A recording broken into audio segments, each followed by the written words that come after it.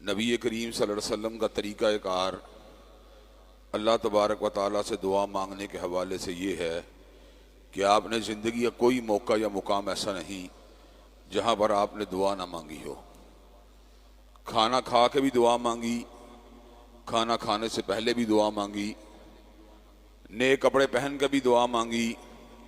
آئینہ دیکھنے کی بھی دعا مانگی، بیت الخلاء میں جانے کی بھی دعا مانگی، بیت الخلاء سے نکلنے کی بھی دعا مانگی، قربانی کرتے ہوئے بھی دعا مانگی،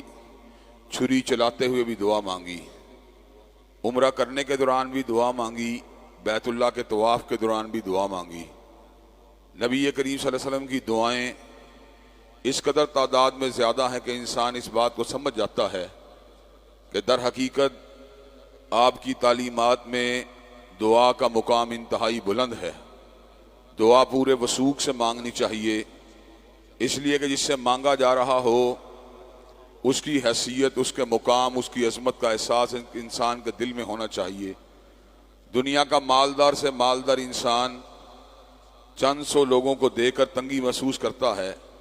لیکن اللہ تبارک و تعالیٰ اربوں انسانوں کو دے کر بھی کسی قسم کی تنگی کا شکار نہیں ہوتے۔ بل یداہ مبسوطتان ینفق کیف یشاء،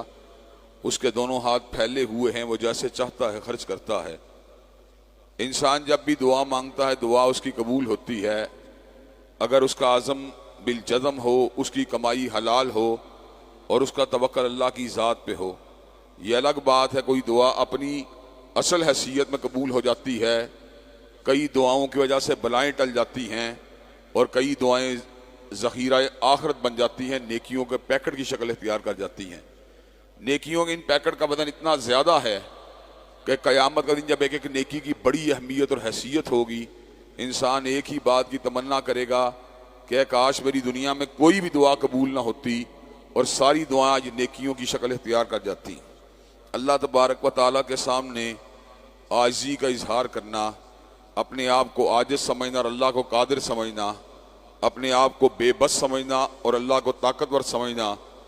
اپنے آپ کو کم حیثیت سمجھنا اور اللہ کو بہت بڑا سمجھنا، اپنے آپ کو معمولی حیثیت کا انسان سمجھنا اور اپنے پروردگار کو مالک الملک اور شہنشاہ سمجھنا، یہ دعا کے حوالے سے انتہائی ضروری ہے۔ اللہ تبارک و تعالیٰ میں درست طریقے سے دعا مانگنے کی توفیق عطا فرمائے۔